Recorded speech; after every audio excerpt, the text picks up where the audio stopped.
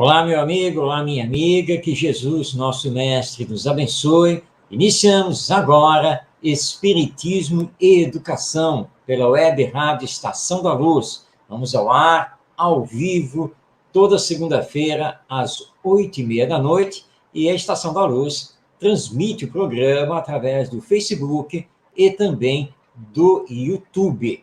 E não esqueça que você pode participar enviando a sua mensagem, fazendo um comentário, uma pergunta com relação ao tema que estamos desenvolvendo. Veja aí já na tela que estão aí os canais de comunicação para que você possa fazer a sua participação.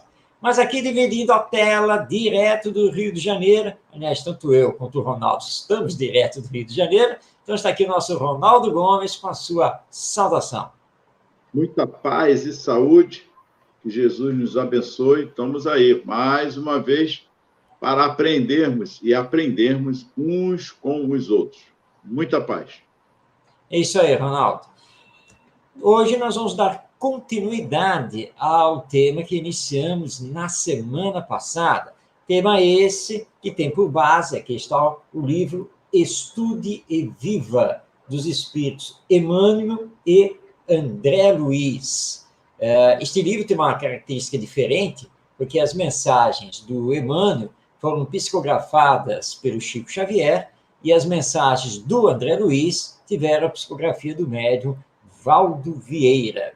E nós aqui encontramos nessa obra, muito valiosa, por sinal, uma mensagem, um texto do André Luiz sob o título Pontos Perigosos para os Pais. São 20 itens que o André Luiz aqui relacionou, e nós, na semana passada, comentamos os 10 primeiros itens, e ficamos agora de comentar, à luz da doutrina espírita, os 10 últimos, né? Dessas atitudes, esses comportamentos, né, dos pais perante os filhos e que incorreriam em problemas na educação e na formação dos mesmos. E é claro que nós estamos aqui, não poderíamos deixar de fazer, colocando a visão espírita sobre esses pontos perigosos para os pais. É isso, né, Ronaldo? Então vamos dar continuidade hoje a esse estudo. Perfeitamente. E eu vou ler aqui a 11, 12 e a 13, que elas acabam dando uma ênfase uma à outra, dando um complemento. Ele diz aqui: concede-lhes mesadas e facilidades sem espírito de justiça, incentivá-los à superestimação do próprio valor sob a desculpa de serem inteligentes e cultivar preferências.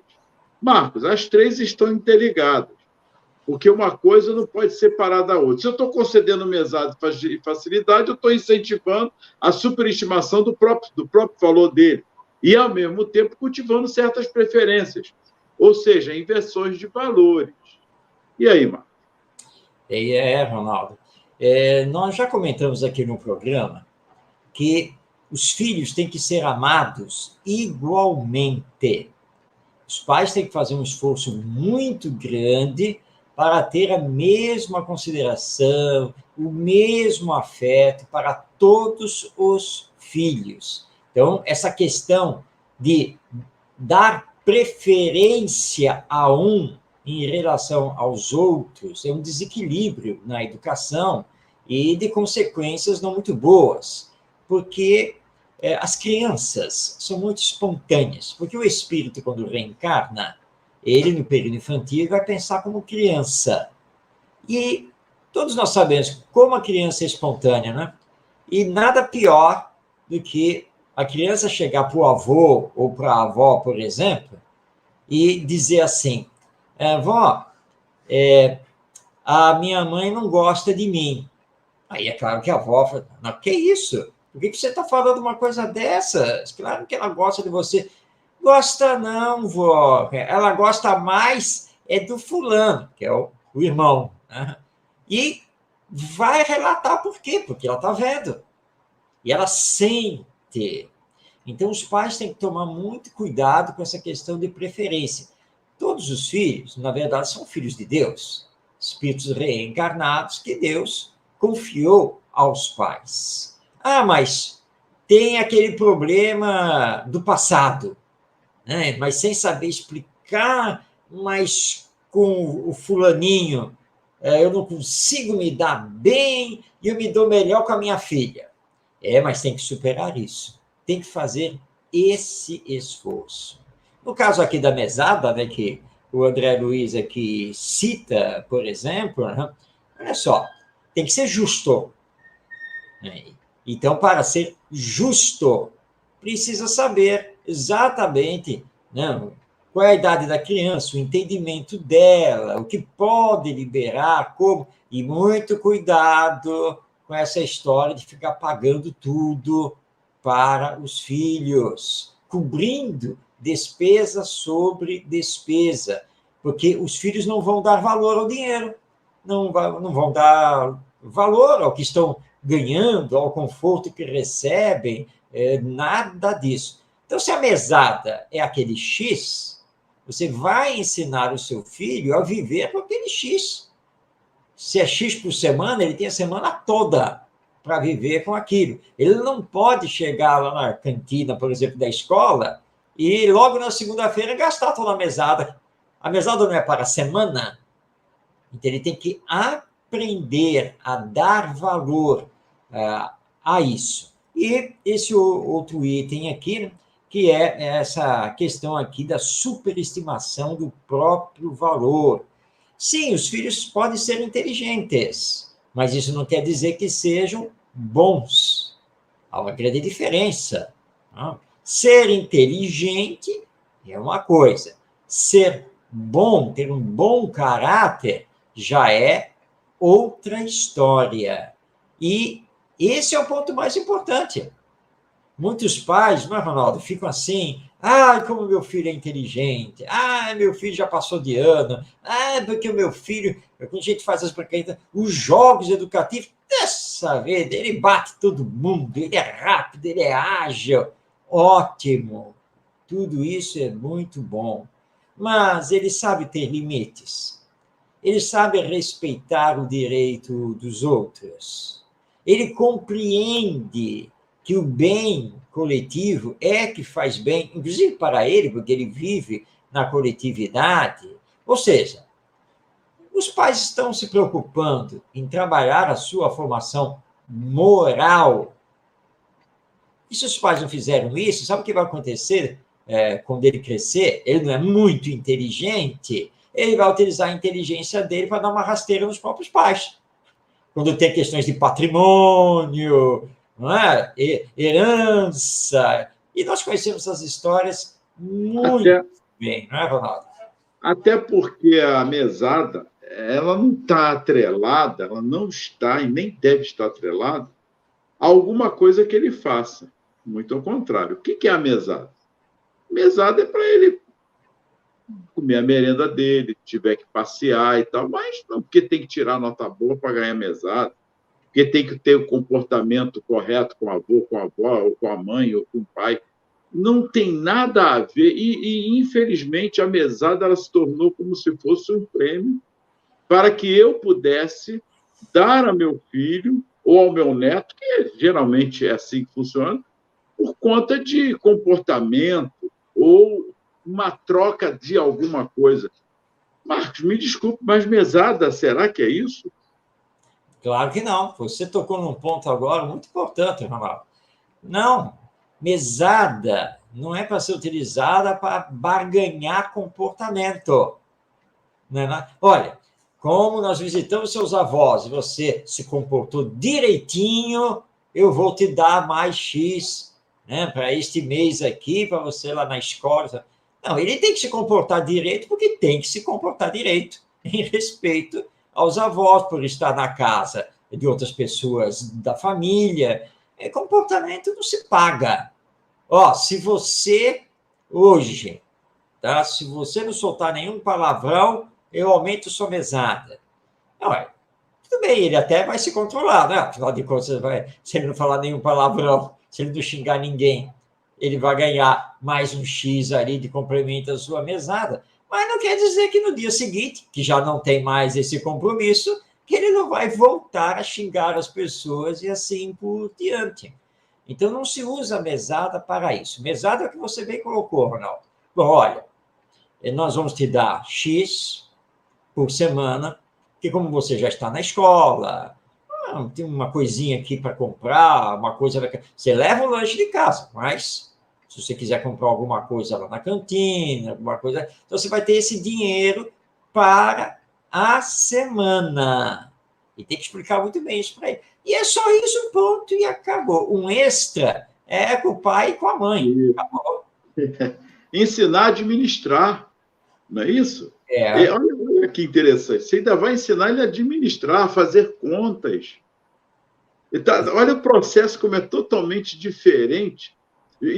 É ensiná-lo aos valores corretos, o troco que vai receber. Se receber alguma coisa a mais, devolva. Você pode, através da mesada, ter vários ensinamentos. Sem dúvida alguma. Isso é muito rico, né? E aí você veja, né? Envolve a matemática, mas ao mesmo tempo a ética. Está tudo envolvido no ensinar a ele o significado da mesada e o uso dessa mesada. Né? E mostrar a ele também, na medida que ele crescer, que ele não deve ficar pendurado, preso a essa mesada, mas que ele tem que aprender também a fazer os pequenos serviços, os pequenos trabalhos, porque, na medida que ele crescer, ele tem que se desvincular disso. A mesada não é uma coisa eterna. Não, o que nós vamos fazer com os nossos filhos depois que eles crescerem? Claro que nós vamos ajudá-los, até eles se estabelecerem na vida através de uma profissão, de um emprego. Nós vamos estar sempre prontos a ajudar, claro, na medida do nosso possível, da nossa própria condição, mas para ele já começar a entender, né, que ele não tem que ficar pensando que vai passar o resto da vida recebendo dinheiro do pai e da mãe, porque não é assim que as coisas têm que funcionar, muito pelo contrário. Ou seja, é todo um processo realmente de educar, evitar viciações, para que eles possam ter a sua devida independência, com responsabilidade e gratidão aos pais, que ajudaram na medida do que podiam ajudar durante o seu percurso existencial. E a 14 e a 15, eu vou juntar as duas também. Acolher intrigas. Tá. Acolher intrigas e repreender por simples capricho. Ou deixar de corrigir quando necessário. Também está ligado uma com a outra. Eu acolho a intriga, repreendo em alguns caprichos, mas eu deixo também de corrigir quando necessário. No caso, a própria intriga. Esse é um problema seríssimo no ambiente familiar. Né? Aliás, nós, ao contrário do que a própria doutrina espírita nos solicita, nós não costumamos utilizar o bom senso, a razão, a lógica. Nós não temos o hábito de parar para pensar, ouvir todos os lados, para saber o que é verdade e o que não é verdade. É por isso que é fácil a intriga entrar pelo lar e destruir uma família, porque nós somos assim, né? Ouviu falar, ou porque alguém falou, você não ouve mais ninguém. Já acha que pronto, e acabou. Muitos pais têm o péssimo hábito de defender sempre os seus filhos, né? E é claro que vai chegar para você para dizer que o seu filho é que começou a confusão, que o seu filho é que é isso e aquilo, que o seu filho é que falou aquelas coisas, e assim por diante. Mas será que é mesmo? Então, cuidado, porque quando nós abrigamos essa intriga, essa fofoca, essa coisa, nós esquecemos um ponto fundamental, que é sentar com o nosso filho e ouvir dele, o lado dele, sobre a questão. Então, tem que ter calma com isso. Vamos descobrir realmente como foi que aconteceu, antes de mais nada. Mas aí vem esse outro ponto que o André Luiz nos coloca aqui, que você levantou agora, Ronaldo, que é essa aí, né? repreender por simples capricho ou deixar de corrigir quando necessário. Tá? Então, são duas coisas muito importantes. Repreender por repreender. Isso é muito ruim. Vamos nos colocar no lugar da criança, que fica olhando assim para o pai e para a mãe, sem entender nada. Por que eu estou sendo chamado a atenção? Porque não fui colocado de castigo. Porque assim, né? Aquela coisa, qualquer coisinha que ele fizer ou deixar de fazer, lá vai você para cima dele. Agora, quando ele realmente apronta e precisa ser corrigido, precisa ser chamado a atenção, aí você se omite. Aí não faz nada. Deixa para lá. Aliás, às vezes nós temos um jogo de empurra no lar, né? Em que a mãe empurra para o pai empurra para a mãe, e no fim, ninguém faz coisa nenhuma. Aí, quando os avós chegam para chamar a atenção dos pais, aí os pais não aceitam. Mas deveriam parar para pensar, né? Só um pouquinho, né? Porque, gente, quando os nossos filhos fazem algo errado, tem que ser chamado a atenção de imediato. Eles têm que ser corrigidos, têm que ser advertidos, sempre com amor, com fraternidade, mas com o exercício da autoridade, e mostrando, olha, isso está errado. Você vai lá e vai pedir desculpa. Ah, mas não tem nem mais nem menos mais. Está errado e você tem que pedir desculpas e aprender a não fazer mais isso. Você gostaria que fizessem isso com você? Aí a lição de Jesus, aprender a fazer ao outro somente aquilo que você gostaria que o outro lhe fizesse. Não é isso, Ronaldo? Perfeito, Marcos. Porque eu não quero estender, porque eu quero ler uma parte também aqui do Livro dos Espíritos, que é justamente para dar um final bem, e vão precisar de um certo tempo.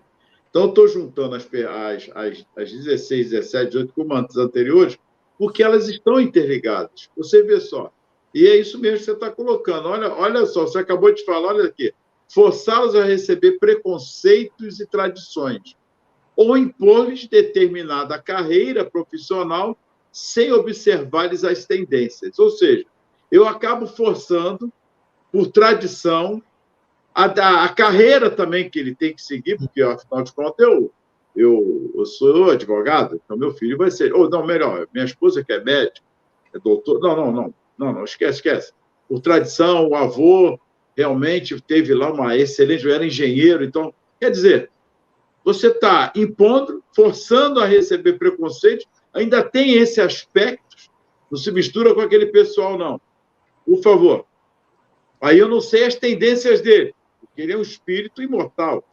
Ele está no corpo de uma criança e vai crescer, e ele está ali para se formar. Mas, olha, não se mistura não com aquele pessoal ali. O que é seu, o que é do outro é do outro. Quer dizer, você já começa a criar... E outra coisa, quem com porcos come, farelos come. Não é assim? Tem uma coisa assim, mais ou menos?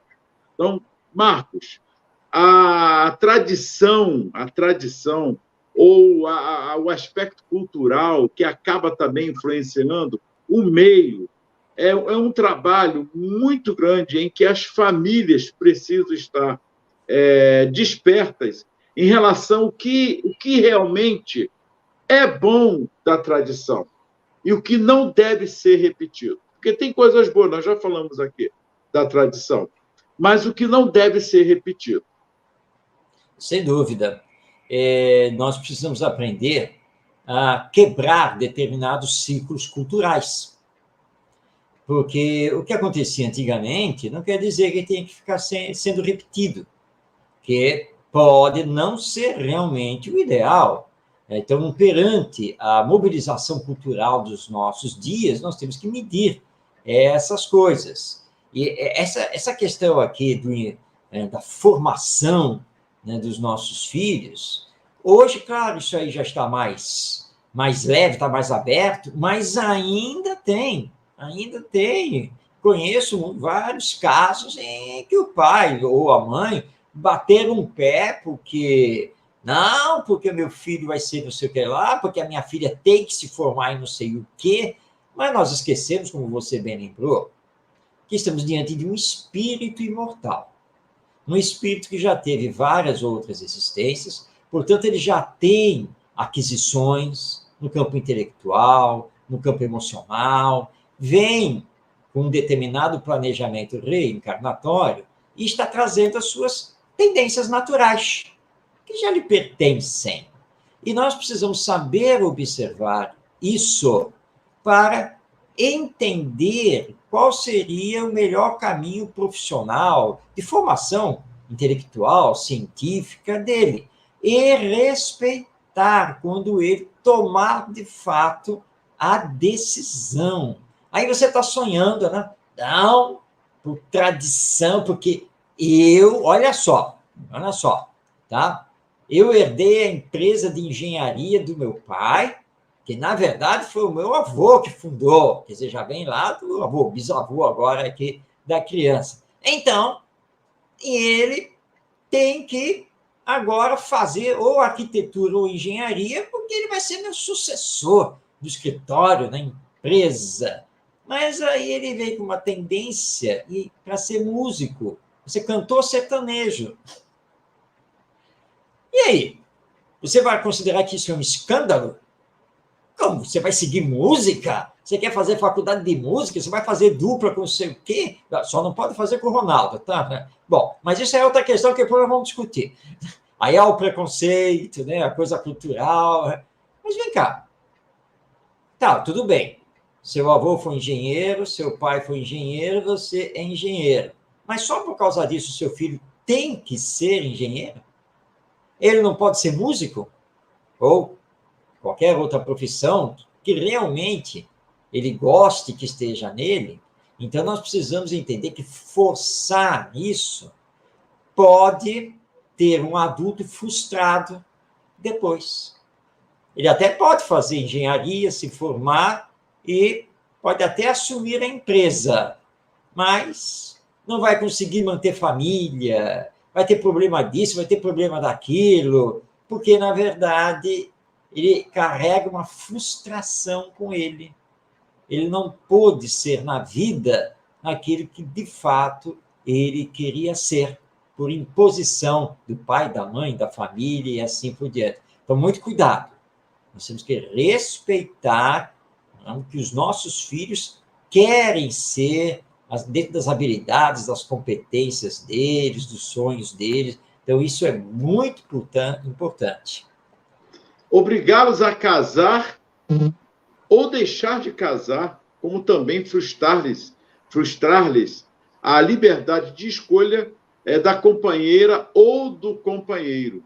Olha que interessante. Isso, meu pai passou por isso. Meu pai, de 1918, ele foi obrigado foi escolhido o casamento dele na época, não com minha mãe, tanto que separou e depois foi conhecer minha mãe, em 1930, 1940, 40 e pouco. Mas vamos lá. E não auxiliá-los na independência de que carece para seguir a trilha justa. As duas também estão interligadas. Isso se chama autonomia e criticidade. Mas vamos falar assim, mas não temos que dar disciplina? Sim. Ninguém está discutindo. Mas o que é a disciplina? Até que ponto essa disciplina vai funcionar se eu começo a exercer essa disciplina um pouco tarde? Porque, afinal de contas, Marcos, é normal a criança ainda com 7 meses, 8 meses, 9, para 1 ano, dá um tapinha na minha cara, mas isso é fase, isso aí é normal. Brincar com os brinquedos e não guardar, porque eu posso guardar, afinal de contas, ela vai ficar cansada, entendeu? Então, os limites... Então, o que seriam esses limites, essas disciplinas? Ela começa quando a ser exercida?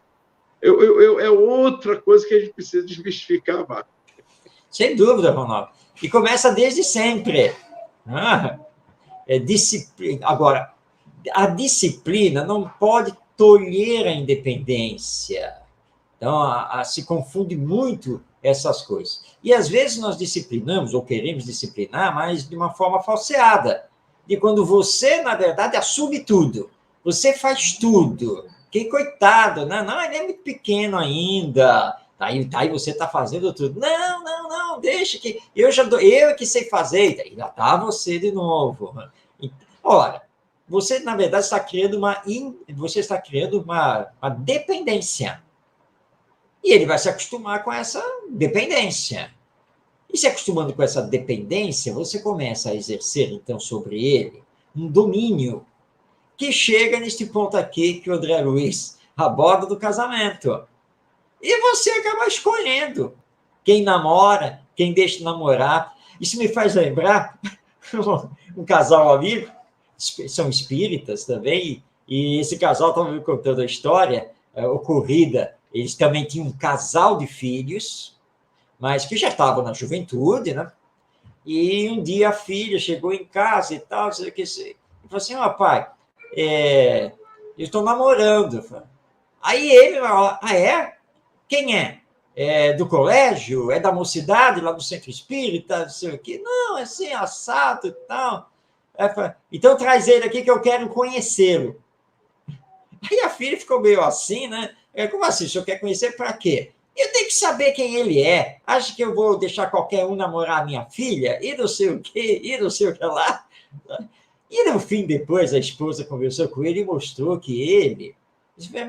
Olha só, quantos anos tem a nossa filha? Ela vai fazer 19. Portanto, já é maior de idade, não é? Você confia na educação que você deu a ela? Mas é claro que eu confio.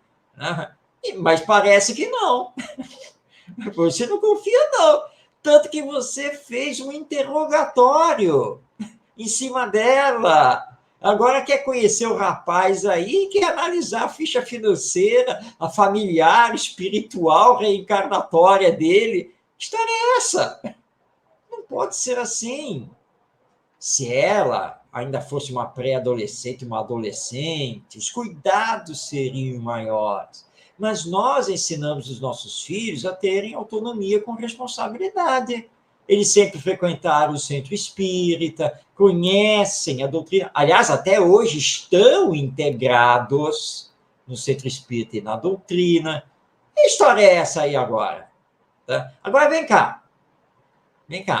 Me diga aqui, que você já contou essa história para os seus filhos, eu sei que você já contou, mas vai contar aqui agora de novo para eles. Como foi mesmo que você me conheceu?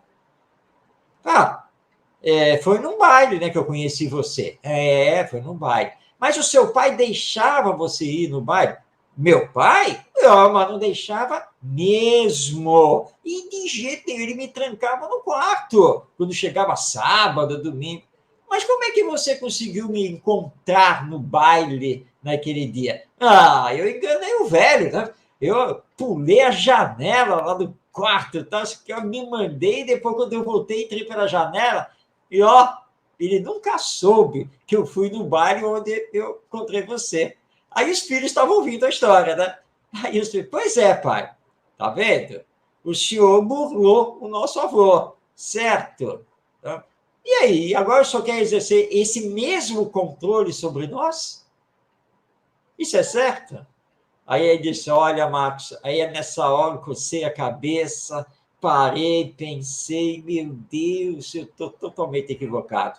Realmente não é isso. Ou eu confio ou não confio. Claro, acompanhar é uma coisa, saber, conversar, estar olhando como é que está acontecendo o namoro, dar as devidas orientações, mas não exercer esse controle rígido.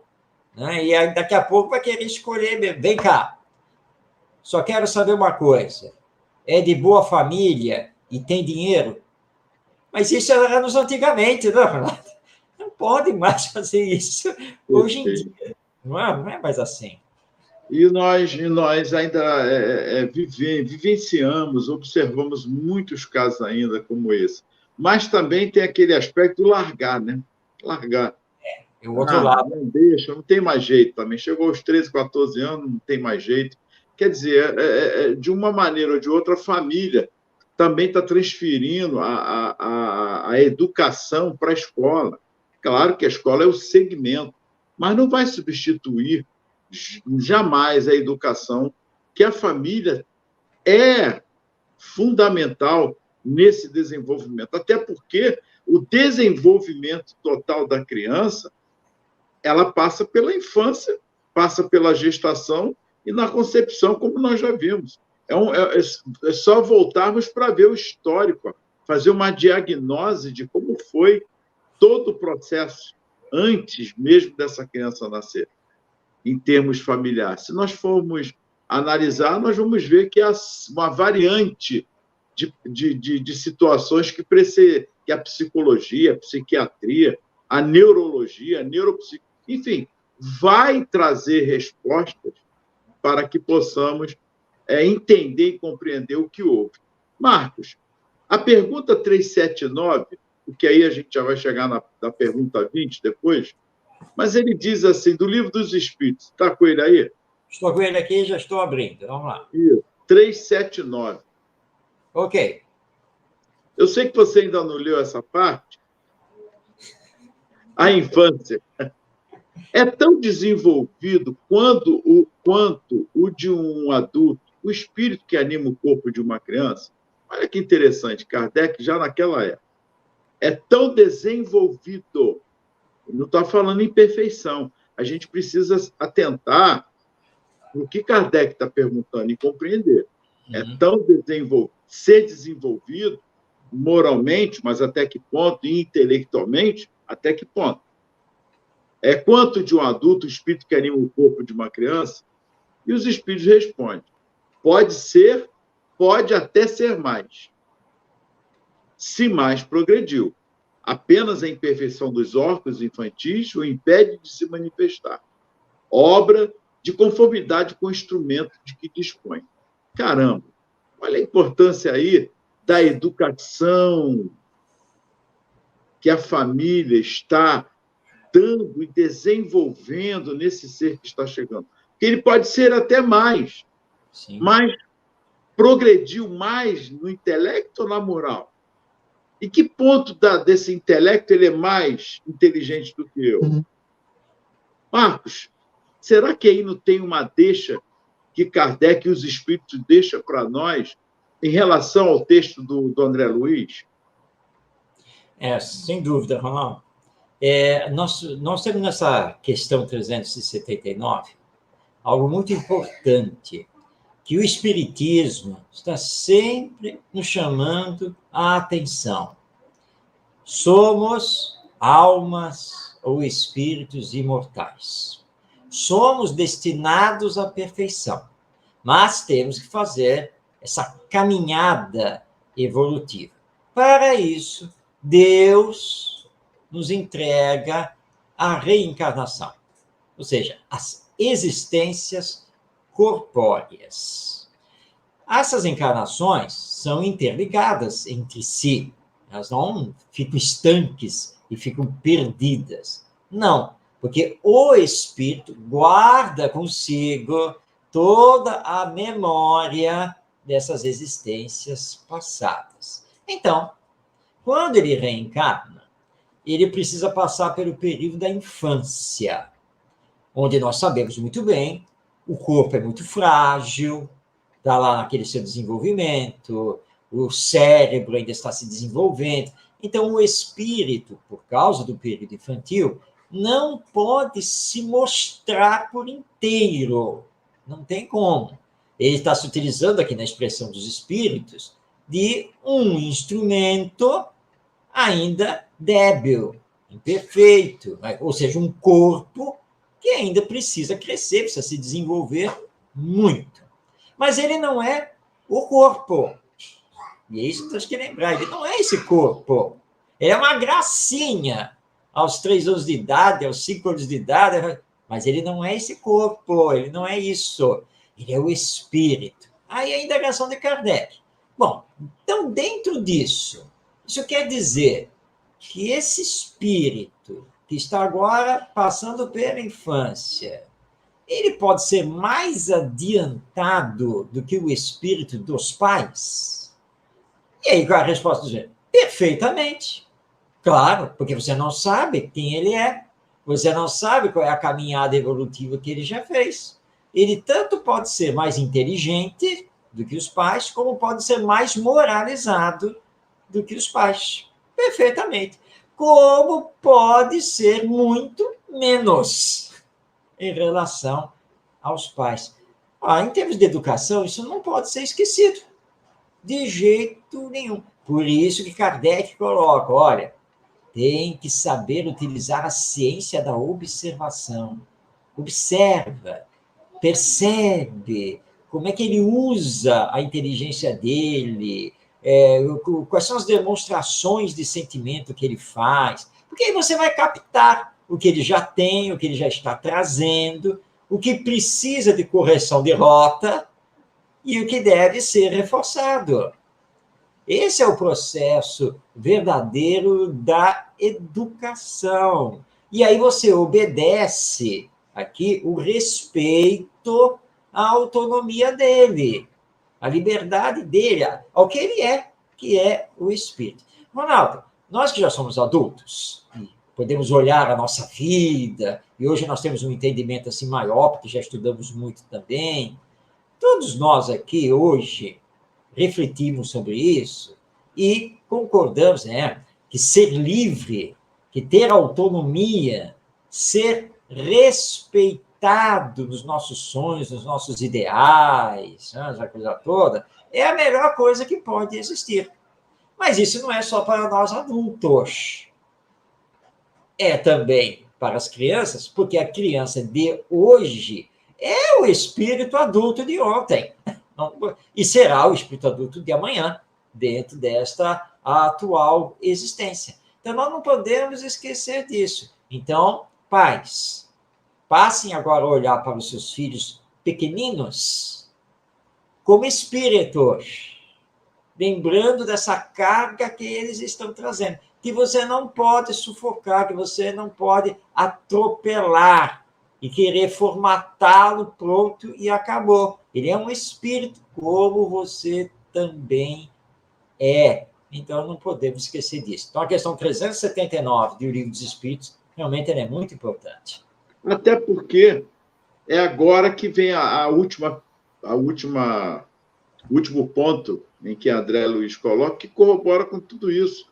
Porque ele diz, esquecer que os filhos são associados de experiências e destino, credores ou devedores, amigos ou adversários de encarnações do pretérito próximo ou distante, com os quais nos reencontraremos na vida maior, na condição de irmãos uns dos outros, ante a paternidade de Deus.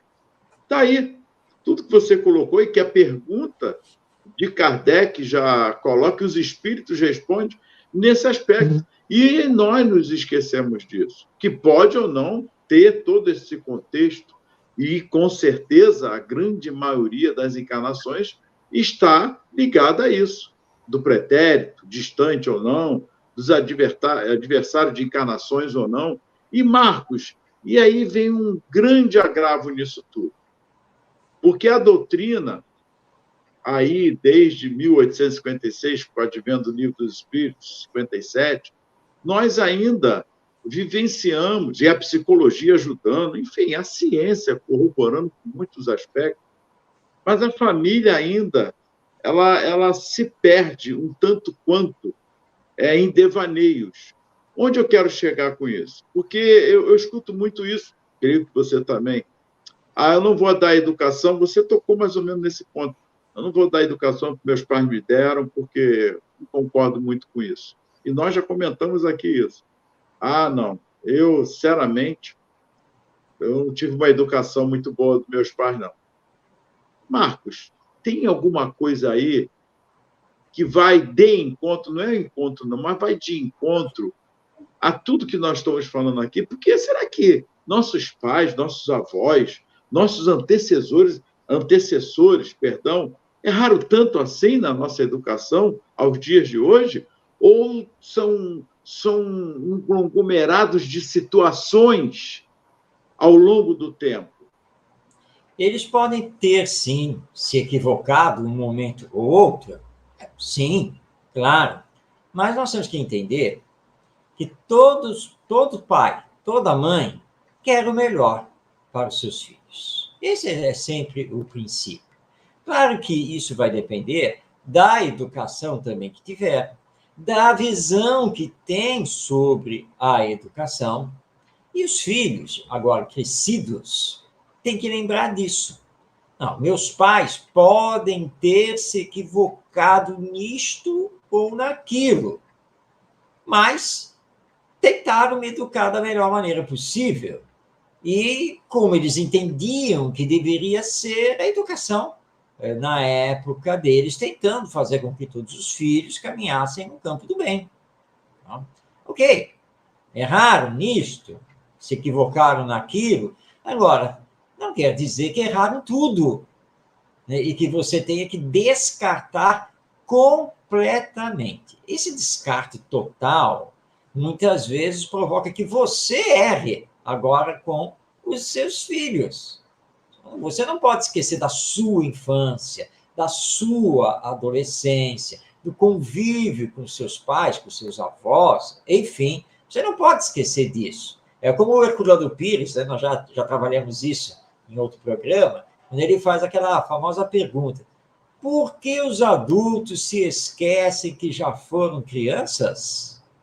Nós não podemos esquecer disso. Eu lembro, estou aqui falando agora, e estou me recordando aqui, os dias da minha infância em que o meu pai soltava a pipa comigo. Eu lembro disso, até hoje, lá em São Paulo, né, já que eu sou de São Paulo, capital, tá? E mesmo naquela Pauliceia desvairada, né, nós íamos para a rua, tinha lá um terreno baldio perto de casa, e nós íamos lá soltar as pipas, que na época, lá em São Paulo, nós chamávamos de papagaio, né? Não era pipa, era papagaio. Nós íamos lá soltar. Nossa, quantas e quantas vezes ele fez isso comigo. E eu lembro de uma vez, que era uma pipa que nós tínhamos feito, né? Tínhamos construído a pipa. Ai, eu adorava. Só que ela estava lá no alto e alguém me cortou a linha, né? E lá se foi a pipa. E eu fiquei desolado, porque eu adorava aquela. Ronaldo, queridos telespectadores, meu pai me acalmou, me levou para casa. Ele tinha visto mais ou menos onde a pipa tinha caído. Na sequência, ele saiu, ele foi até o local e ele conseguiu resgatar para trazê-la de volta para mim.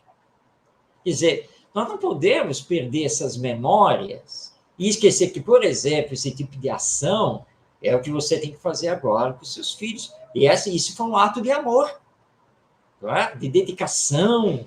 Olha que coisa maravilhosa. Então, muito cuidado com isso, de dizer que meus pais erraram tudo comigo, eu não sei o quê, eu vou dar toda a liberdade agora para os meus filhos, porque eu fui muito castrado na infância. Calma, pensa bem, não foi bem assim. E dar toda a liberdade aos seus filhos agora, as consequências não serão muito boas, não.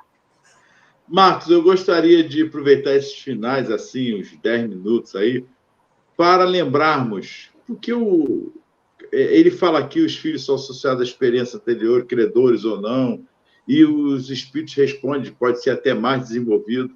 Vamos aqui nos lembrarmos como referência Jesus, Maria e José. Uhum. Olha que envergadura de espírito que estava ali encarnando naquele momento. E Maria e José tinham uma vaga intuição, porque foram revelados que o Messias iria vir.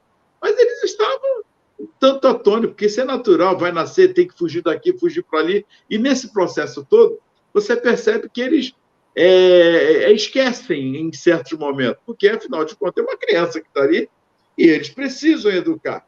E foi educado, mesmo sendo o Mestre Jesus. A cena que me chama a atenção é quando ele vai ao templo e se dispersa dos pais, e os pais ficam preocupados, e Maria, com toda certeza, eu vou usar um vocabulário aqui meu, mas imaginando a cena, o que está lá retratado, mas imagina ela falando: ô Jesus, você deixa aí seu pai aqui e vamos, mãe, eu deixei, mas acaso eu não tenho que resolver os problemas do meu pai? Está lá? Espera aí, tudo bem, mas seus pais na terra somos nós. Então você deve obediência antes de mais nada. Porque é esse o diálogo, eu não tenho quase dúvida nenhuma, porque ela chama a atenção de Jesus. Tá certo? mas poderia, pelo menos, nos dar uma satisfação. Você só tem 12 anos, você ainda não está lá, é mais velho, não. Marcos, eu imagino a cena, porque é interessante isso. E era um espírito, é um espírito, né, de alta envergadura, foi escolhido, a mãe, o pai e todos que estavam ali, mas a educação e é igual para cada um. Eu estou falando alguma coisa distante, porque era Jesus. O espírito mais perfeito, né, que já esteve aqui na Terra, mas que passou pelo período da infância, da pré-adolescência e assim por diante. E, obviamente, que José e Maria, como pais terrenos dele, claro, que tinham que lhe educar. Ah, mas educar Jesus não precisava de nada. Mas acontece que Jesus não derrogou a lei divina. Pelo contrário, ele obedeceu. Ele se preparou durante um bom tempo para poder encarnar aqui na Terra, num corpo material, orgânico como o nosso. Sim, desde cedo, sem nenhuma dúvida, ele já deve ter demonstrado uma inteligência muito precoce, muitos bons sentimentos, e que José e Maria, sem nenhuma dúvida, logo perceberam isso, até como você lembrou, né? Eles foram avisados que o filho, na verdade, vinha para cumprir a missão como enviado de Deus. Eles sabiam que estavam com um espírito ali na frente deles que era muito superior, mas que durante a infância, durante a adolescência, tinha que receber também as devidas orientações. Daí a seda lá no Templo de Jerusalém, que é uma peregrinação natural dos judeus, que isso se fazia muito naquela época. E justamente nessa fase dos 12 anos é quando o garoto passava por uma sabatina junto aos sacerdotes do templo, e após essa sabatina, ele era proclamado como adulto. Gente, isso é cultura da época. Sim. Hoje nós estranhamos isso aos 12 anos, mas era a cultura judaica da época. E Jesus aproveitou, então, aquela sabatina com os sacerdotes, para, na sequência, ele começar a explicar a lei mosaica à luz da lei divina para os sacerdotes. Sim. Bom, José e Maria, o que acontece? Os pais não podiam entrar. Os pais aguardavam a saída do filho daquela sabatina com os doutores da lei. No Templo de Jerusalém, eram centenas de pessoas, o dia todo, milhares de pessoas passando pelo templo, era aquela coisa toda. E aí, como eles não viram Jesus sair, num primeiro momento, acho que nós nos perdemos, né? A gente não viu, ele não nos viu. Primeiramente, é o que consta lá no Evangelho, então José e Maria saíram pelo templo à procura dele. E procurando daqui, perguntando dali, não sei o que e tal. Até que Maria, então, resolve voltar lá para olhar direito, e quando ela volta, aí ela vê que ele ainda está conversando com os sacerdotes, os doutores da lei. E é quando vê a reprimenda, né? Meu filho, estão aqui preocupados, procurando por você, porque a hora já passou, não sei o quê. E é quando ele fala assim, bom, eu estou no templo do Senhor, e eu vim cumprir a missão, eu estou aqui ensinando. Mas, na sequência, ele se despede dos sacerdotes e sai com os pais. Ele já tinha feito o que devia fazer ali, deixando os sacerdotes atônitos, né? Que garoto é esse? Que criança é essa? Que palavras? Que interpretação? E eles ficaram assim. Mas ele volta tranquilamente com os pais para Nazaré, depois de ter cumprido a peregrinação em Jerusalém. Então, a Maria, sem nenhuma dúvida, soubesse muito bem quem era o filho dela, mas é a preocupação natural de pai, e que você não pode descartar, você não pode dizer, não, sem preocupação, porque ele é um espírito superior. É isso aí. Porque, olha só, a pergunta 380, e aí a gente fecha aqui para compreendermos. Abstraindo do obstáculo que a imperfeição dos órgãos opõe à sua livre manifestação, o espírito, numa criancinha, Pensa como criança ou como adulto? Desde que se trate de uma criança, é claro que, não estando ainda nela desenvolvidos, não podem os órgãos da inteligência dar toda a intuição própria de um adulto ao espírito que anima a que anima. Este, pois, tem efetivamente limitada a inteligência enquanto a idade lhe não amadurece a razão. A perturbação que o ato da encarnação produz no espírito não cessa de súbito, por ocasião do nascimento. Só gradualmente se dissipa com o desenvolvimento dos órgãos. Gente, é derrogar a lei? Jesus veio derrogar a lei? Ele veio cumprir a missão. Claro que com 12 anos, a envergadura de espírito que é Jesus, a relação a nós, é totalmente outro. Os órgãos vão se adequando e tal, mas não deixa de ser uma criança. Sem nenhuma dúvida. Tá? Então, nós temos que saber observar isso e lembrar que educar é missão dos pais, que Deus entregou a eles. Então, os pais, mesmo vendo que os seus filhos são muito inteligentes, são muito espertos, são muito desenvolvidos, não podem abrir mão da educação. E estamos falando aqui, que é a grande tese do Espiritismo, da educação moral, da formação do caráter, da correção das más tendências, do desenvolvimento das virtudes e da utilização dos bons exemplos. Porque nós já vimos isso aqui também no programa, né? Para bem educar, primeiro você precisa se educar. É processo de mão dupla, e assim as coisas vão acontecer como devem acontecer, como deveriam. Não é isso, Ronaldo? Mas estamos chegando ao final do programa, não? Perfeito. Gratidão a todos aí pelo carinho, pela atenção, mas é isso, Marcos. São vários programas que nós temos já aqui, parece repetitivo, mas não é repetitivo. A educação é um processo contínuo, está sempre em evolução e não é estagnado. Daí a importância de levar a educação à luz do Espiritismo, à luz da doutrina espírita, do Espírito Consolador, que abre vários leques, corroborando sempre com a ciência, até os dias de hoje. E sempre avante. Muita paz, que Jesus os abençoe e gratidão a todos pela atenção.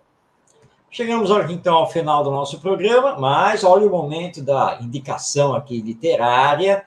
Então, eu vou indicar mais um dos meus livros, a pedidos. Está aí o livro Lições e Exemplos, que é uma obra voltada para os pais, né, para os educadores, os responsáveis pelas crianças. É um e-book, ou seja, um livro digital, e publicação exclusiva pela Amazon. Então, basta digitar amazon.com.br, coloca lá Lições e Exemplos, Marcos Demário, poderá, então, adquirir o seu exemplar.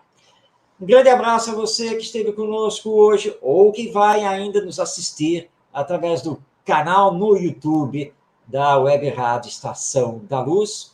Que Jesus nos abençoe e que possamos estar juntos na próxima segunda-feira, 20h30, para mais um Espiritismo e Educação.